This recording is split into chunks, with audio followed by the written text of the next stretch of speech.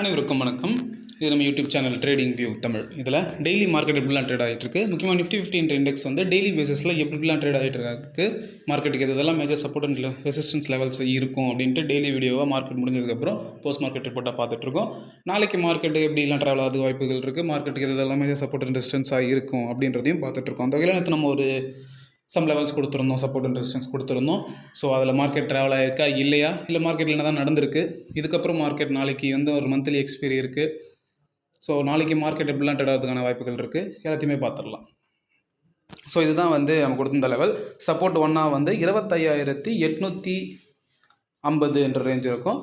Suppose market மேலே போச்சு அப்படின்னா 26,000 வந்து ஒரு மேஜிக்கல் ஃபிகர், ஒரு சைக்காலஜிக்கல் நம்பர். 26,000ன்றது வந்து ஒரு ரெசிஸ்டன்ஸாக இருக்கும். இது எப்போ சொன்னோம்னா, நம்ம ஒரு ஃப்ளாக் பேட்டர்ன் சொல்லிகிட்டு இருந்தோம். அந்த அமெரிக்காவில் வந்து இன்ட்ரெஸ்ட் ரேட் கட் வந்து 50 பேசிஸ் பாயிண்டில் பண்ணுவாங்களா, 25 பேசிஸ் பாயிண்டில் பண்ணுவாங்களா அப்படின்னு பார்த்துட்டு இருக்கும் போதே நம்ம அந்த 26,000ன்றது வந்து ஒரு ரெசிஸ்டன்ஸாக இருக்கும் அப்படின்னு தான் சொல்லிகிட்டு இருந்தோம். அதுக்கேற்ற மாதிரியே அந்த ஃப்ளாக் பேட்டர்ன் மார்க்கெட் பிரேக் ஆகி மேலே வரைக்கும் போய் 26,000 தான் அந்த ரேஞ்ச் தான் ரெசிஸ்டன்ஸ் எடுத்துக்கிட்டு இருந்துச்சு. ஓகேங்களா? எடுத்துகிட்டு இன்றைக்கி என்ன நடந்துச்சு அப்படின்னா 26,000க்கு மேலே ஒரு க்ளோஸ் பண்ணியிருக்காங்க மார்க்கெட்டை. அதுவும் இல்லாமல் அது ஒரு 15 மினிட் கேண்டலே வந்து 26,000க்கு மேலே ஒரு 15 மினிட் கேண்டல், இன்னும் ஒரு 1 hour கேண்டல்லாம் வந்து க்ளோஸ் பண்ணியிருந்தாங்கன்னா நல்லாவே மார்க்கெட் இன்னுமே மேலே போகிறதுக்கான பாசிபிலிட்டிஸ் இருக்குது. இருந்தாலும் நம்மளுடைய லெவல்ஸில் மார்க்கெட் ட்ரேடாக இருக்கா அப்படின்னு பார்த்தா, மார்க்கெட் இன்றைக்கி வந்து காலைல கிஃப்ட் நிஃப்டி வந்து ஒரு நெகட்டிவாக பட் ஃப்ளாட்டாக நெகட்டிவ் பேஸில் வந்து இண்டிகேட் பண்ணிட்டு இருந்துச்சு. அதுக்கேற்ற மாதிரி மார்க்கெட் வந்து ஒரு அரௌண்ட் ஒரு 50 to 40 பாயிண்ட்ஸ் வந்து மார்க்கெட் வந்து கீழே தான் ஓப்பன் பண்ணாங்க. ஓப்பன் பண்ணிவிட்டு அங்கேருந்து எஸ்டர்டேயோடைய க்ளோஸ் வரைக்கும் மார்க்கெட் போய்கிட்டு அங்கேருந்து அகைன் மார்க்கெட்டில் ஒரு சின்ன செல்லிங் ப்ரெஷர். அது வந்து பெருசாக ஒரு செல்லிங் ப்ரெஷர் கிடையாது. எப்பவுமே நான் சொல்லியிருப்பேன் வீடியோவில், மார்க்கெட் இறங்கும் போது வந்து சடன் ஃபால் இருக்கும்ன்ட்டு.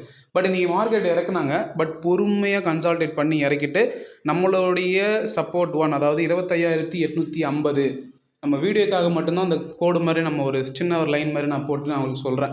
பட் ஆஸ் யூஷுவலாக நம்ம என்ன பண்ணணும்னா ஒரு பேண்டு மாதிரி நீங்கள் ட்ராப் பண்ணணும். இப்போ 26,000 அப்படின்னா எக்ஸாக்டாக 26,000 லைன் போடக்கூடாது நீங்கள். ஸோ இந்த மாதிரி ஒரு 20-25 பாயிண்ட்ஸ் வர மாதிரி இந்த மாதிரி பேண்டு மாதிரி தான் நீங்கள் வந்து சப்போர்ட் அண்ட் ரெசிஸ்டன்ஸ் லெவல், நீங்கள் ஒரு பிகினராக இருக்கீங்க அப்படின்னா இப்படி தான் நீங்கள் போட்டு ட்ரேட் பண்ணக்கூடாது. பேப்பர் ட்ரேடிங்கில் வந்து நீங்கள் அதை ப்ராக்டிஸ் பண்ணணும். ஓகேங்களா? ஸோ நம்ம வீடியோ போடுறதுன்றனால இந்த லைன்ஸ் மாதிரி கொடுத்துருக்கோம். இருந்தாலுமே மார்க்கெட் வந்து நம்மளுடைய சப்போர்ட் ஒன்னில் அந்த ஜோனில் வந்து நல்ல சப்போர்ட் எடுத்துக்கிட்டு மார்க்கெட் 26,000, அதாவது ரெசிஸ்டன்ஸ்னு சொல்லிட்டு இருக்கோம் பார்த்தீங்களா, அதுக்கு மேலே க்ளோஸ் அண்ட் கிராஸ் ஆகிருக்கு.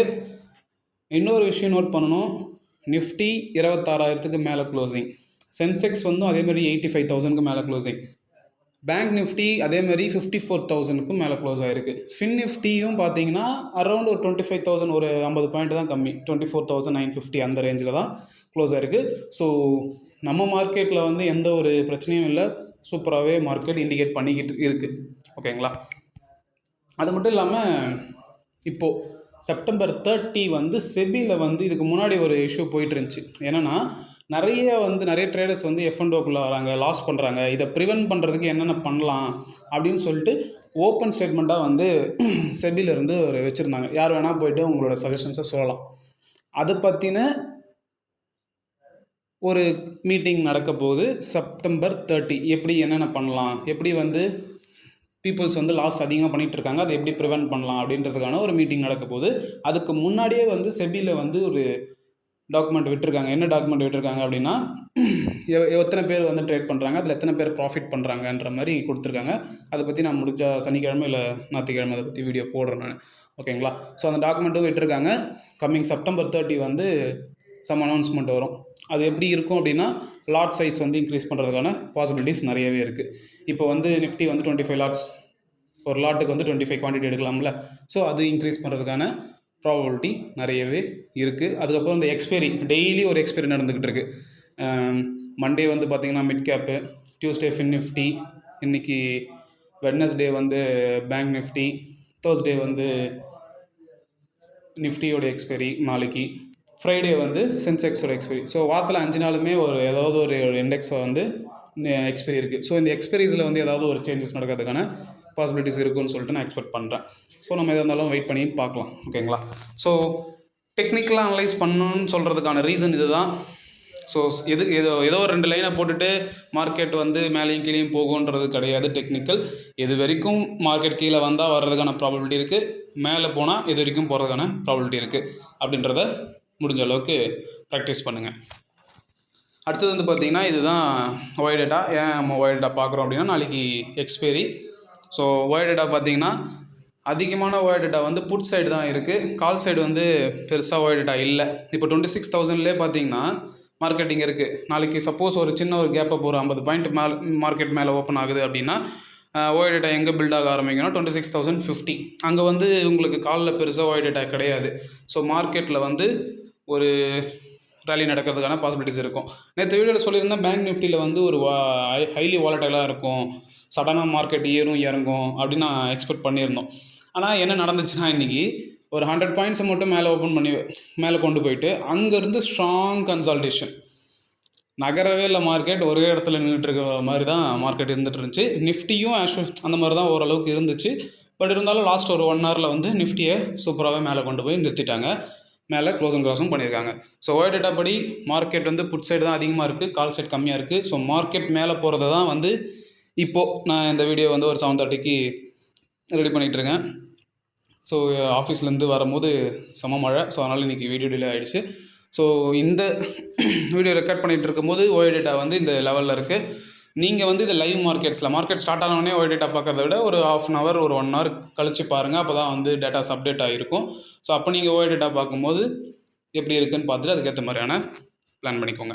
ஸோ நாளைக்கு எதெல்லாம் மேஜர் சப்போர்ட் அண்ட் ரெசிஸ்டன்ஸாக இருக்கும் அப்படின்னா, ஃபஸ்ட்டு ரெசிஸ்டன்ஸாக வந்து இன்றைக்கி வந்து டே ஹை 26,000 என்ன நான் சொல்லிக்கலாம். ஸோ 26,030 வந்து ஒரு ஸ்ட்ராங் ரெசிஸ்டன்ஸ்.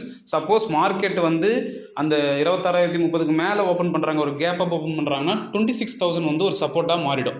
ஓகேங்களா? அதுக்கப்புறம் மார்க்கெட்டுக்கு வந்து 26,100 வந்து ஒரு செகண்ட் ரெசிஸ்டன்ஸ். சப்போஸ் மார்க்கெட் அதுக்கும் மேலே போகுதுன்னா 26,250 வரைக்கும் போகிறதுக்கான பாசிபிலிட்டிஸ் இருக்குது. சப்போஸ் மார்க்கெட் கீழே வருது அப்படின்னா ஃபஸ்ட்டு சப்போர்ட்டாக வந்து அந்த 26,000 மேலே ஓப்பன் பண்ணால் அது ஒரு சப்போர்ட், 26,000ன்றது வந்து ரெசிஸ்டன்ஸ் வந்து சப்போர்ட்டாக மாறிடும். சப்போஸ் மார்க்கெட் அதுக்கும் கீழே வருது அப்படின்னா 25,850 வரைக்கும் வரதுக்கான பாசிபிலிட்டிஸ் இருக்குது. அந்த 25,800 850 வந்து ஒரு ஸ்ட்ராங் சப்போர்ட். சப்போஸ் மார்க்கெட் அதை பிரேக் பண்ணிச்சு அப்படின்னா 25,800 வரைக்கும். சப்போஸ் மார்க்கெட் அதையும் பிரேக் பண்ணுது அப்படின்னா 25,600 வரைக்கும் வர்றதுக்கான பாசிபிலிட்டிஸ் இருக்குது. அது மட்டும் இல்லாமல் இந்த வீடியோவில் சொல்கிற விஷயங்கள் இது எல்லாமே வந்து என்னுடைய தனிப்பட்ட கருத்து தான். இதெல்லாம் வந்து கரெக்டாக இருக்கும், இந்த லெவல்ஸில் தான் மார்க்கெட் ட்ரேட் ஆகும் அப்படின்னு எந்த ஒரு அவசியமும் கிடையாது. உங்களுக்கு அப்படி ஏதாவது டவுட்ஃபுல்லாக இருக்குது அப்படின்னா நீங்கள் ப்ரீவியஸ் வீடியோ போய் பாருங்கள், அதுக்கு ப்ரீவியஸ் வீடியோ பாருங்கள். அந்த டே அந்த வீடியோக்கு அடுத்த நாள் நாம் சொன்ன மாதிரி நடந்திருக்கா இல்லையான்றதை நீங்கள் பேக் டெஸ்ட் பண்ணி பாருங்கள். ஓகேங்களா? ஸோ இது எல்லாமே என்னுடைய பாயிண்ட் ஆஃப் வியூ தான். நீங்கள் ஒரு பர்சனல் இன்ட்ரெஸ்ட் எடுத்து நீங்கள் பர்சனலாக ஒரு டெக்னிக்கலாக அனலைஸ் பண்ணுங்கள், ஒய் டேட்டா பாருங்கள், குளோபலாக என்ன நடந்துகிட்ருக்குன்னு பாருங்கள், எல்லா விஷயத்தையுமே ஒரு கொலாபரேட் பண்ணுங்கள். கண்டிப்பாக உங்களுக்கும் என்னோட பெட்டரான ஒரு பாயிண்ட் ஆஃப் வியூ கிடைக்கும். அது கூட நம்மளுடைய வீடியோ ஏதாவது ஒரு வகையில் யூஸ்ஃபுல்லாக இருக்குன்னா ரொம்பவே நல்லாயிருக்கும். இதுதான் நாளைக்கான லெவல்ஸ். இதை ஒரு ஸ்க்ரீன்ஷாட்டோ இல்லை ஒரு பேப்பரில் எழுதி வச்சுக்கோங்க. நாளைக்கு உங்களுடைய ட்ரேடிங் செஷனில் ஏதாவது ஒரு வகையில் யூஸ்ஃபுல்லாக இருக்குது அப்படின்னா ரொம்பவே நல்லாயிருக்கும். உங்களோட ரியல் மணி வச்சு ட்ரேட் பண்ணுறதுக்கு முன்னாடி ஒரு 3 months பேப்பர் ட்ரேடிங் பண்ணுங்கள். பேப்பர் ட்ரேடிங் ரொம்பவே முக்கியம். பேப்பர் ட்ரேடிங் பண்ணும்போது தான் உங்களுக்கு ஸ்கில்ஸ் அண்ட் எக்ஸ்பீரியன்ஸ் டெவலப் ஆகும். நிறைய விஷயங்கள் இருக்குது. எப்படி சொல்கிறேன்னா பார்த்தீங்களா, இப்போது வந்து லாஸ்ட் ஒரு 1 month-ஆக மார்க்கெட் என்ன நடந்துகிட்டு இருக்குன்னா, ஒரு ஹை போகுது, ஒரு இடத்துல கன்சால்டேட் ஆகுது, மறுபடியும் ஒரு 200 பாயிண்ட் 300 பாயிண்ட் மேலே போகுது, மறுபடியும் கன்சால்டேட் ஆகுது, மறுபடியும் மேலே போகுது. இதுதான் பேட்டர்னில் ஃபார்ம் ஆகிட்டுருக்கு. அதுக்கான எக்ஸாம்பிள் தான். மேலே வந்துச்சு, ஒரு கன்சால்டேஷன், மறுபடியும் மேலே வந்துச்சு, இப்போ கன்சால்டேட் ஆகிட்டு மேலே போகுமான்றது தான் $1 million கொஷின். ஸோ அதனால் வெயிட் பண்ணுங்கள். பேப்பர் ட்ரேடிங் பண்ணிவிட்டு 3 months பேப்பர் ட்ரேடிங் பண்ணிவிட்டு உங்களால் ப்ராஃபிட் பண்ண முடியும்னு உங்களுக்கு ஒரு நம்பிக்கை இருக்குது அப்படின்னா உங்களுடைய ஃபினான்ஷியல் அட்வைஸரை கன்சல்ட் பண்ணிவிட்டு எப்படி இன்வெஸ்ட்மெண்ட் பண்ணலாம், எப்படி ட்ரேடிங் பண்ணலான்ற பிளானை நீங்கள் பண்ணிக்கோங்க.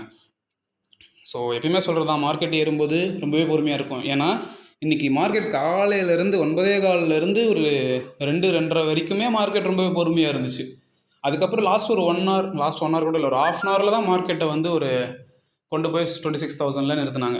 ஸோ மார்க்கெட் பொறுமையாக இருக்கிற மாதிரி நம்மளும் பொறுமையாக இருக்கணும். மார்க்கெட்டில் என்ன நடக்குது அதை உட்காந்து பொறுமையாக அப்சர்வ் பண்ணணும்.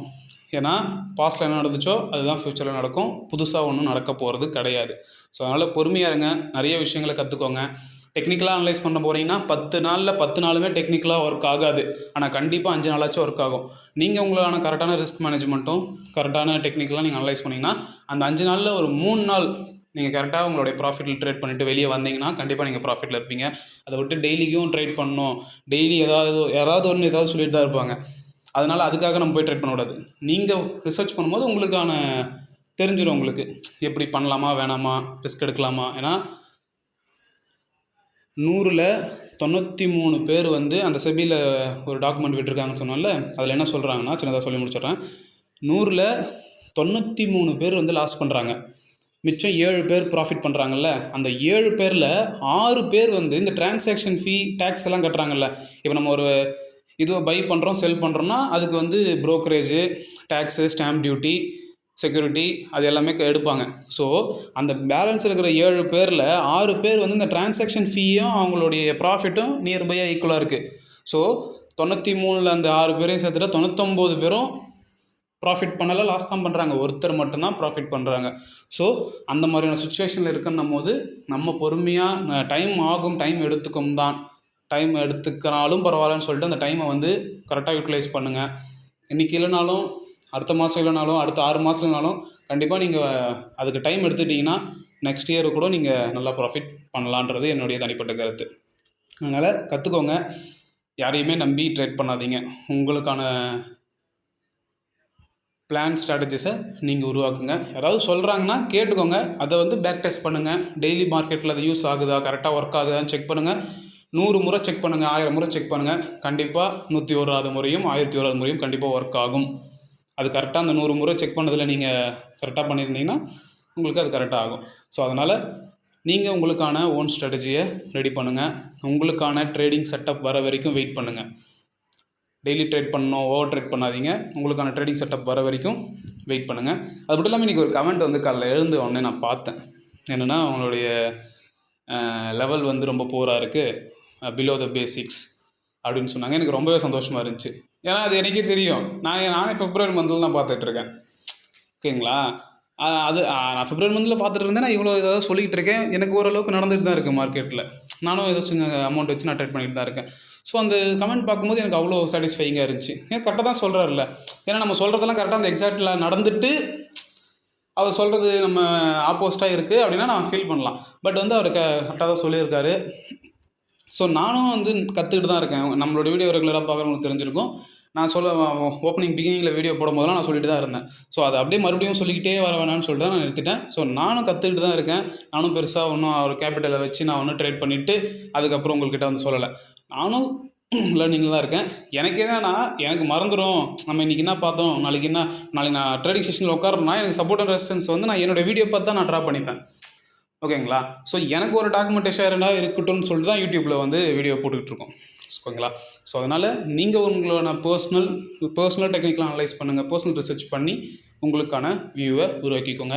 ஸோ எப்பயுமே சொல்கிறது தான், மார்க்கெட் ஏறும்போது பொறுமையாக ஏறும், இறங்கும் போது சடன் ஃபால் இருக்கும். மார்க்கெட் கூடவே ட்ராவல் பண்ணுங்கள். மார்க்கெட்டுக்கு அகைன்ஸ்டாக ஒரு விஷயத்தை யோசிக்காதீங்க. அது என்ன மார்க்கெட்டுக்கு அகைன்ஸ்டாக ஒரு விஷயம்னா, 26,000 வந்து ஒரு ரெசிஸ்டன்ஸ். அதுக்கப்புறம் மார்க்கெட் மேலேயே போகாது. அதுக்கப்புறம் ஃபுல்லாக செல்லிங் ப்ரெஷர் தான். 26,000 போன உடனே எல்லா காசையும் தூக்கிட்டு போய் புட் ஆப்ஷனை வாங்கு, கீழே போகும் பாரு மார்க்கெட் அப்படின்னு நினச்சிட்டு மார்க்கெட்டுக்கு அகைன்ஸ்ட். இதுதான் மார்க்கெட்டுக்கு அகைன்ஸ்ட்டு. மார்க்கெட் திரும்புது அப்படின்னா சப்போர்ட் வந்து 26,800 850 சொல்லியிருக்கோம். அதுக்கும் கீழே மார்க்கெட் பிரேக் ஆகுது அப்படின்னா ஒரு பியர்ஸ் உள்ளே வந்திருக்காங்க, சரி மார்க்கெட் கீழே இறங்கும், ஒரு புட் ஆப்ஷன் வாங்கலாமா அப்படின்றத நம்ம பிளான் பண்ணணும். ஸோ மார்க்கெட் நல்லா ஹெல்த்தியாக தான் மேலே போயிட்டுருக்கு. அந்த சின்ன செல்லிங் ப்ரெஷர்லாம் ஏன் வருதுன்னா, ஒரு சின்ன கரெக்ஷன், நிறைய பேர் ஷார்ட் பண்ணுவாங்க. ஸோ நிறைய பேக் எண்டில் நிறைய ப்ராசஸ் இருக்குது, அதெல்லாம் சொல்லிகிட்டு இருந்தால் டைம் ஆகிட்டுருக்கும். ஸோ அதனால் மார்க்கெட்டை வாட்ச் பண்ணுங்கள். ட்ரேட் பண்ணலான்னு பரவாயில்ல, டெய்லி மார்க்கெட்டை வாட்ச் பண்ணுங்கள். அப்போ தான் மார்க்கெட்டில் என்ன நடந்துக்கிட்டு இருக்குன்றது உங்களுக்கு புரிய வரும். ஸோ நாளைக்கு நிஃப்டியோட எக்ஸ்பைரி இருக்குது, பார்க்கலாம் மார்க்கெட் எப்படிலாம் ட்ரேட் ஆகிருக்குன்னு சொல்லிட்டு நாளைக்கு வீடியோவில் பார்க்கலாம். நம்மளோட லெவல்ஸில் ட்ரேட் ஆகிருக்கா இல்லையான்றதை எல்லாத்தையுமே நாளைக்கான வீடியோவில் பார்க்கலாம். நன்றி, வணக்கம்.